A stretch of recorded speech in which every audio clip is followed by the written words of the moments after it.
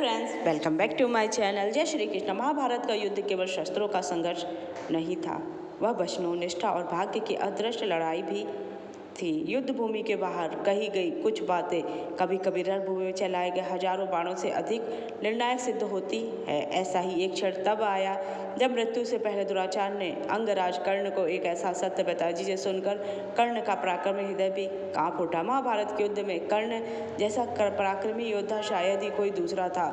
सूतपुत्र कर्ण, दानवीर और दुर्योधन का अटूट मित्र, लेकिन उनके हृदय में एक गहरा द्वंद्व हमेशा चलता रहा। युद्ध के 11वें दिन के बाद जब भीष्म पितामह बाणशैया पर लेट चुके थे तो द्रोणाचार्य सेनापति बने, तो कर्ण उनके शिविर में पहुंचा। वहां वह संवाद हुआ जो अंगराज कर्ण को झंझोर कर रख दिया, एक ऐसा रहस्य जो उनके जन्म, निष्ठा और भाग्य से जुड़ा था। कर्ण का आगमन और प्रश्न। कौरव शिविर में आचार्य द्रोण ध्यान मग्न बैठे थे। द्वारपाल ने आकर कहा कि अंगराज कर्ण मिलने आए हैं। द्रोण ने उन्हें आदर से अंदर बुलाया। कर्ण प्रवेश करते हैं, कवच पर धूल जमी हुई है और मन बेचैन था। वह प्रणाम कर बोले, आचार्य, आपको आश्चर्य हो रहा होगा कि मैं यहाँ क्यों आया। आज मैं योद्धा नहीं बल्कि एक शिष्य बनकर प्रश्न लेकर आई हूँ। कर्ण ने धीमे स्वर में कहा, आचार्य, रणभूमि में मैंने देखा कि आप भीष्म पितामह की तरह पांडवों का वध करने से बचते हैं। आप उन पर वार करते हैं लेकिन मारते नहीं है। क्या आपकी निष्ठा दुर्योधन के प्रति नहीं है। द्रोण ने उत्तर दिया, अंगराज, मैं योद्धा हूँ लेकिन ब्राह्मण भी हूँ, मुझे ज्ञान है।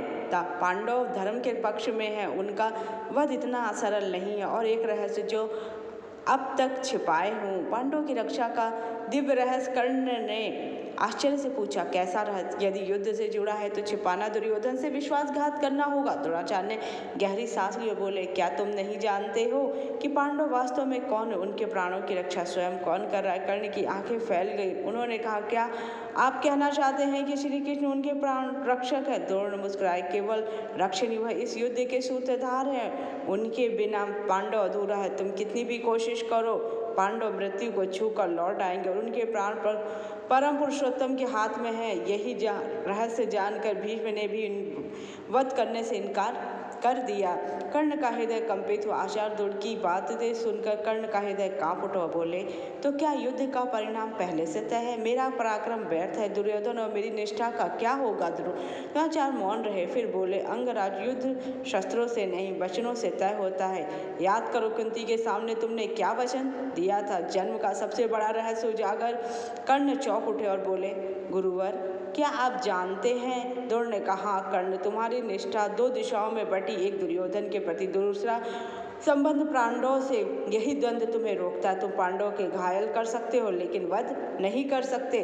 कर्ण व्याकुल होकर बोले, क्या यह द्वंद्व दुर्योधन की हार का कारण है। दुर्योधन गंभीर स्वर में बोले, इतिहास तुमसे यही पूछेगा। तुम्हारा पराक्रम अद्वितीय है लेकिन वचन और रक्त तुम्हें बांधे रखेंगे। सबसे बड़ी परीक्षा में यही रहस्य तुम्हें निर्णायक पर खड़ा कर देगा। कर्ण का मौन और भाग्य की स्वीकृति। कर्ण मौन हो गए और आंखें भूमि पर टिक गई। फिर बोले, आचार्य, यदि यह सत्य है तो कल मेरे लिए अंतिम दिन होगा। या तो मैं द्वंद्व समाप्त कर दूंगा या मुझे कर देगा। आचार्य द्रोण ने गहरी दृष्टि से देखा, सूतपुत्र, कल का सूर्य युद्ध और भाग्य दोनों का निर्णय करेगा। तुम दुर्योधन के लिए लड़ रहे हो लेकिन कल जान जाओगे वास्तव में मैं किसके लिए। आचार्य द्रोण ध्यान में लीन हो गए और कर्ण चुपचाप वहां से बाहर चला गया। युद्ध का 17वां दिन, कर्ण का अंतिम संग्राम।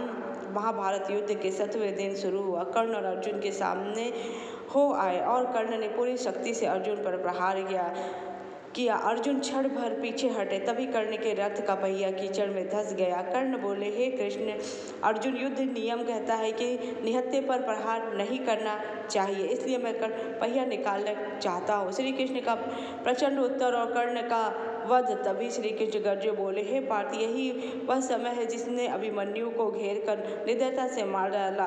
क्या तब नियम याद है। द्रौपदी के चीरहरण के समय नियम याद है। अगर आपको भी जानकारी। जय श्री कृष्ण।